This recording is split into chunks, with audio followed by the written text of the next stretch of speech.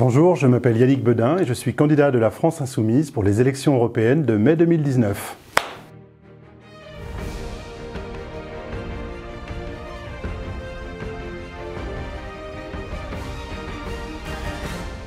Bonjour Yannick, alors ma première question, qui es-tu? Bonjour, je m'appelle Yannick Bedin, j'ai 48 ans et je suis marié, père de famille. Et je suis enseignant dans la ville de Bourges. J'enseigne l'histoire-géographie et le cinéma audiovisuel. Voilà, depuis une vingtaine d'années maintenant, je fais ce beau métier d'enseignant. À quel niveau? Dans un lycée de Bourges. D'accord. C'est quoi pour toi une journée type? Ma journée type, elle démarre d'abord par m'occuper de mon fils, qui est en bas âge, qui a 2 ans, qui consiste donc évidemment à m'occuper de lui avec mon épouse et puis le conduire chez la nourrice très souvent et puis démarrer ma journée de cours traditionnelle. Tu commences à quelle heure? Je commence, ça dépend des jours. Il y a des jours on commence à 8 heures, il y a des jours on commence un peu plus tard. Et puis dès que mon fils est chez la nourrice, la journée de travail démarre, c'est-à-dire que il faut préparer les cours, il faut corriger des copies et puis préparer sa journée de travail. Et puis le soir, on rentre plus ou moins tôt et puis on récupère le garçon chez la nourrice et puis voilà, la soirée démarre, une soirée de famille normale.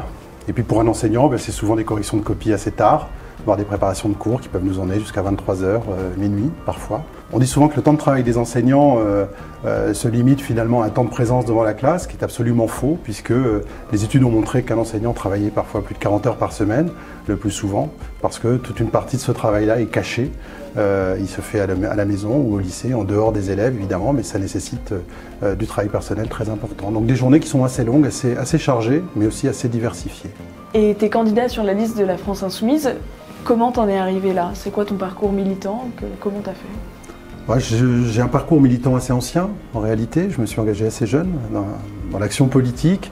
Je suis arrivé dans l'action politique au lycée. D'abord dans la lutte contre les lois de Vaquet, contre la sélection à l'université. Déjà en 1986, on parlait de ça. Et j'avoue que plusieurs dizaines d'années après, si on m'avait dit qu'on instaurerait, comme le gouvernement l'a fait, une sélection à l'université, je n'y aurais pas cru. Malheureusement, c'est le cas.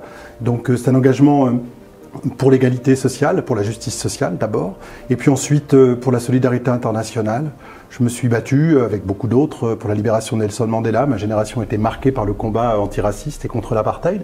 Et donc tout naturellement, j'ai poursuivi à l'université dans le syndicalisme étudiant. Et puis par la suite comme militant politique, puis comme élu municipal, puisque je suis conseiller municipal de Bourges. D'accord. Et alors la candidature pour les élections européennes, c'est... Les élections européennes, pour moi, ce sont des élections majeures, qui comptent beaucoup dans ma réflexion, parce que c'est ce qui m'a... La question européenne, c'est le sujet qui m'a amené à la France Insoumise, en réalité.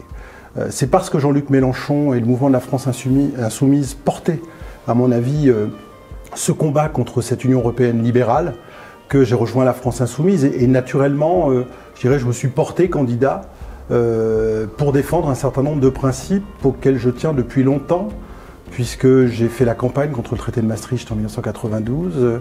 J'ai un souvenir extrêmement fort de la victoire du non en 2005 sur le traité constitutionnel européen. Et que pour moi, c'est la suite logique de ces combats pour le respect de la souveraineté populaire et nationale, pour des services publics forts, pour le respect des droits sociaux, des droits économiques, des populations d'Europe, le respect des libertés.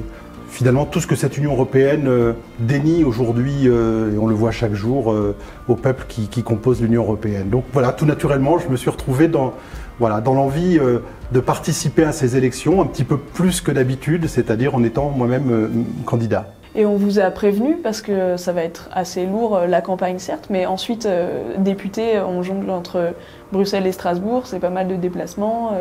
Oui, c'est une responsabilité importante, effectivement. D'abord, être élu au suffrage universel, c'est une responsabilité.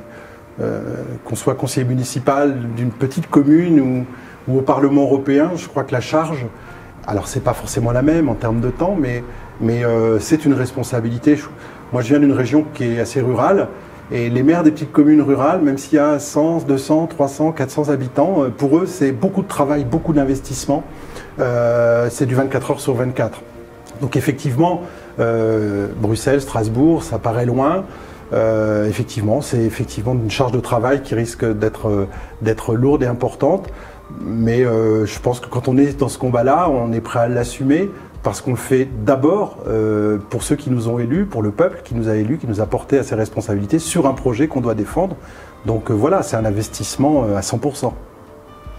Et si t'es député, ce serait quoi tes combats? Quel député tu serais? Les combats que je souhaite porter dans l'enceinte du Parlement européen sont de deux ordres. D'abord, le service public, qui est aujourd'hui décousu pièce par pièce. Enfin, depuis 20 ans, on voit bien combien ce service public sur notre territoire, en France, est en train de se déconstruire et détruit et attaqué de toutes parts. Les derniers exemples en date, on le voit bien, c'est l'hôpital public. Moi, je viens d'un département où aujourd'hui, les agents hospitaliers et les usagers se battent pour le maintien de l'hôpital de Vierzon, qui est menacé, en tout cas un certain nombre de services sont menacés. Donc il y a une bataille qui est en cours, il y a une grève de la faim qui vient de démarrer, de 2 agents hospitaliers là, il y a quelques jours. Il y a la maternité du Blanc qui vient d'être évacuée par la force ce matin, alors que les usagers, des élus du Blanc l'occupaient pour empêcher qu'elle soit fermée.